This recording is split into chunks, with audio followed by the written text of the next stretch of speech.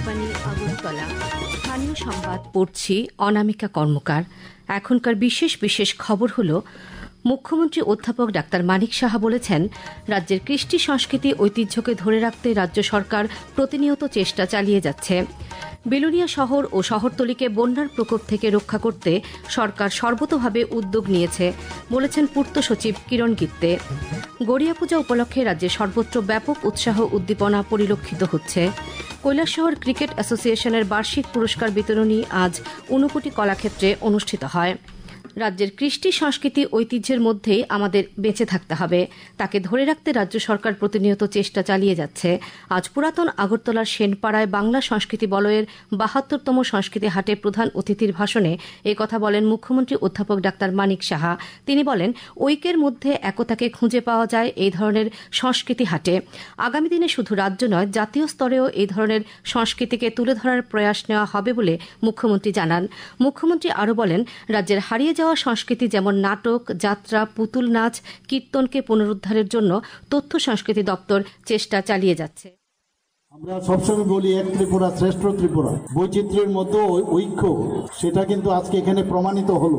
যাদেরকে আমার মনে হলো হারিয়ে ফেলেছিলাম, তাদেরকে আজকে এখানে দেখতে পেয়েছি। ঐক্যের মধ্যে আমরা একতা, সেটা কিন্তু এই সংস্কৃতির মধ্যে আপনারা এই বলয়, আপনারা সাংস্কৃতিক যে সংস্কৃতি হাট, সেটা আপনারা দেখিয়েছেন। অত্যন্ত ভালো লেগেছে। এখানে আমরা ত্রিপুরা সরকার আমরা চেষ্টা করছি সংস্কৃতিকে ধরে রাখা।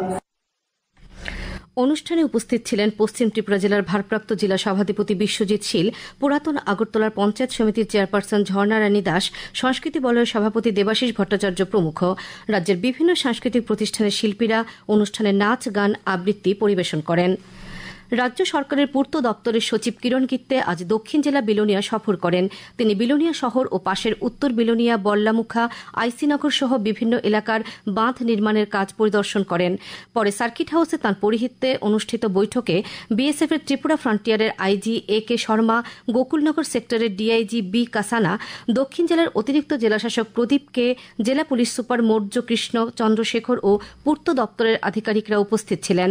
বৈঠকে বিলোনিয়া পুর পরিষদের চেয়ারম্যান নিখিল চন্দ্র গোপ, ভারতচন্দ্রনগর পঞ্চায়েত সমিতির চেয়ারপারসন পুতুল পাল বিশ্বাস, ঋষ্যমুখ পঞ্চায়েত সমিতির চেয়ারম্যান শম্ভুনাথ কর সহ স্থানীয় জনপ্রতিনিধিরা বিলোনিয়া শহর, উত্তর বিলোনিয়া, বল্লামুখা ও আমজাদনগর এলাকাকে বন্যার প্রকোপ থেকে রক্ষা করতে দ্রুত উদ্যোগ নিতে দাবি জানান।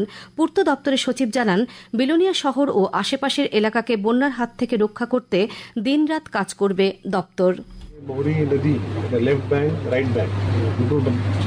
ব্যাংকে আমাদের কাজ চালু আছে, কিছু কাজ আমাদের আগামী দিনে শুরু হবে। তো এই কাজ দেখার জন্য আর আগামী 2 মাস মধ্যে আমাদের এই কাজটা পূর্ণ হয়ে যাবে। বিলোনিয়া শহর হোক, या आईसी नगर হোক, या আশেপাশের মহিপুর, অন্যান্য গ্রাম আছে, ফের ম্যানেজমেন্টের এখানে কাজ চলছে। সেটা নিয়ে আরও গতি দিয়ে কাজ করার জন্য আমাদের যে ইঞ্জিনিয়ার, ওখানে ডিএম সাহেব, সবই আমরা এখানে দিয়ে আমরা সব দেখেছি। আগামীকাল ঐতিহ্যবাহী গড়িয়া পূজা। বাবা গড়িয়া পূজাকে কেন্দ্র করে রাজ্যের সর্বত্র ব্যাপক উৎসাহ উদ্দীপনা পরিলক্ষিত হয়। জনজাতি অধ্যুষিত এলাকা ছাড়াও বাবা গড়িয়া পূজা অনুষ্ঠিত হচ্ছে রাজধানী আগরতলা শহর ও শহরতলিতে। গড়িয়া পূজাকে কেন্দ্র করে আগরতলার নাজিরপুকুর পূজা কমিটি, প্রভাত চন্দ্র রায় পূজা কমিটি, কেবিসি পূজা কমিটি, প্রগতি প্লে সেন্টার পূজা কমিটি সহ অন্যান্য জায়গায় চলছে ব্যাপক প্রস্তুতি। গড়িয়া পূজা উপলক্ষে আমাদের প্রতিনিধি মেঘধন দেবের একটি প্রতিবেদন।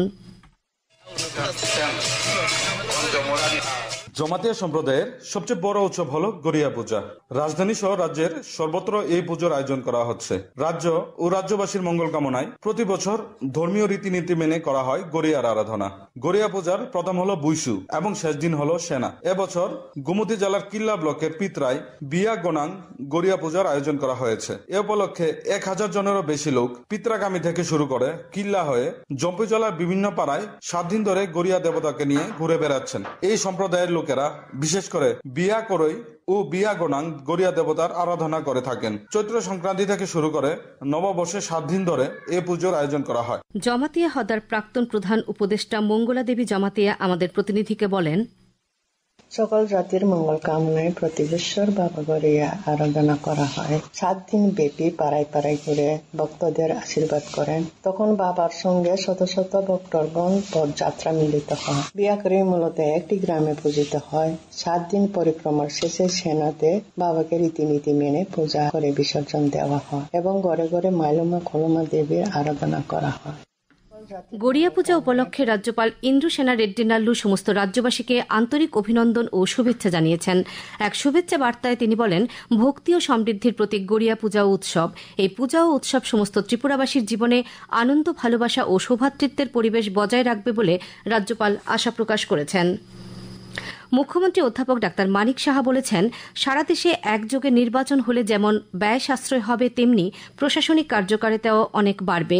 আজ আগরতলা সুকান্ত একাডেমিতে বিজেপি লিগাল সেল আয়োজিত এক দেশ এক নির্বাচন শীর্ষক আলোচনা সভায় একথা বলেন তিনি।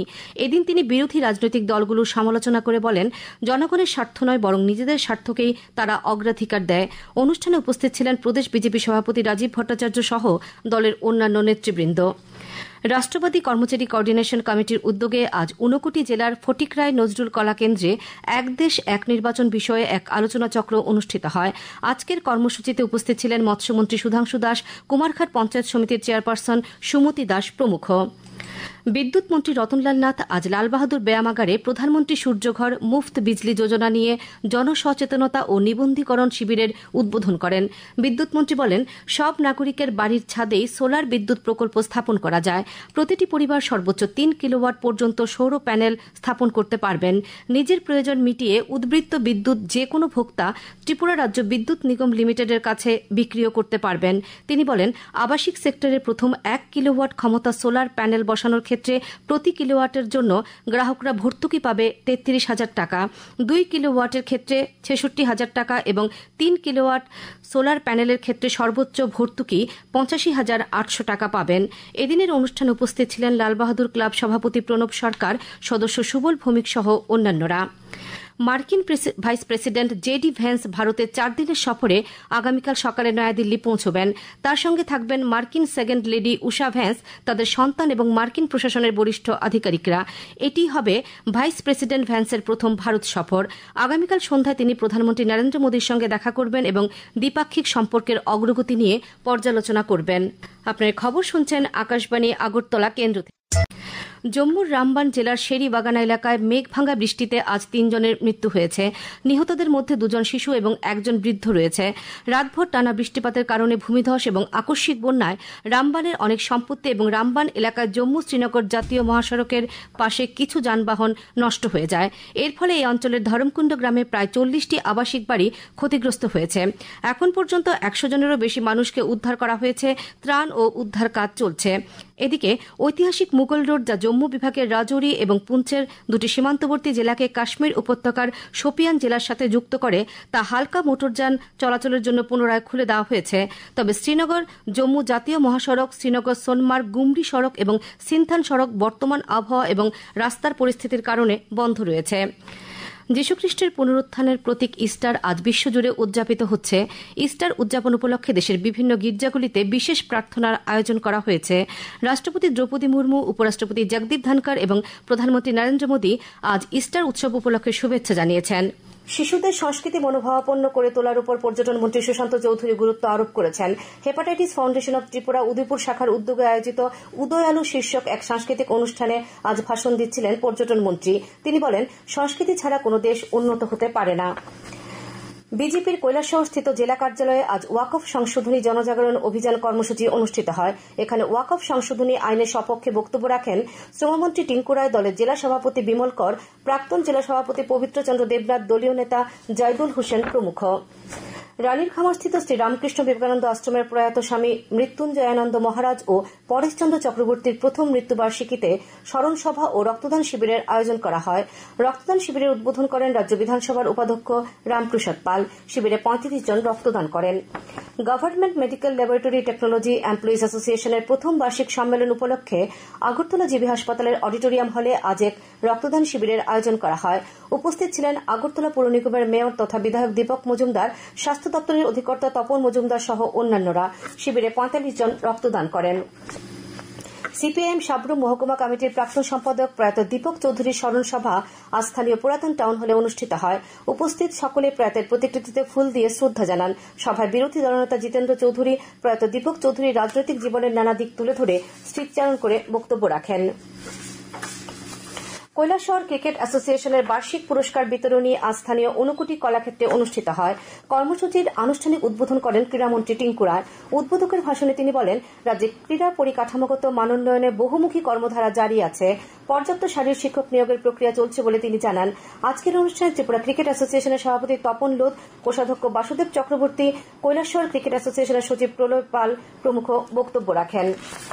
ত্রিপুরা ক্রিকেট অ্যাসোসিয়েশন পরিচালিত সন্তোষ ট্রফি ঘরোয়া প্রথম ডিভিশন লীগ ক্রিকেট প্রতিযোগিতার আজ দুটি খেলা হয়।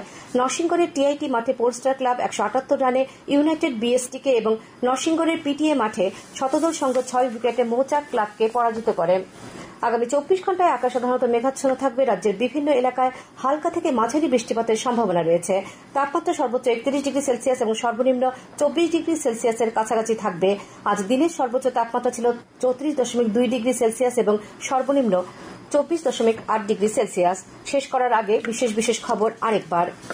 মুখ্যমন্ত্রী অধ্যাপক ডাক্তার মানিক সাহা বলেছেন, রাজ্যের কৃষ্টি সংস্কৃতি ঐতিহ্যকে ধরে রাখতে রাজ্য সরকার প্রতিনিয়ত চেষ্টা চালিয়ে যাচ্ছে। বিলোনিয়া শহর ও শহরতলিকে বন্যার প্রকোপ থেকে রক্ষা করতে সরকার সর্বতোভাবে উদ্যোগ নিয়েছে বলেছেন পূর্ত সচিব কিরণ গিত্তে। গড়িয়া পূজা উপলক্ষে রাজ্যে সর্বত্র ব্যাপক উৎসাহ উদ্দীপনা পরিলক্ষিত হচ্ছে। কৈলাসহর ক্রিকেট অ্যাসোসিয়েশনের বার্ষিক পুরস্কার বিতরণী আজ ঊনকোটি কলাক্ষেত্রে অনুষ্ঠিত হয়। স্থানীয় সংবাদ আজকের মতো এখানেই শেষ হল। পরবর্তী বাংলা স্থানীয় সংবাদ প্রচারিত হবে আগামীকাল সকাল 7:35 মিনিটে।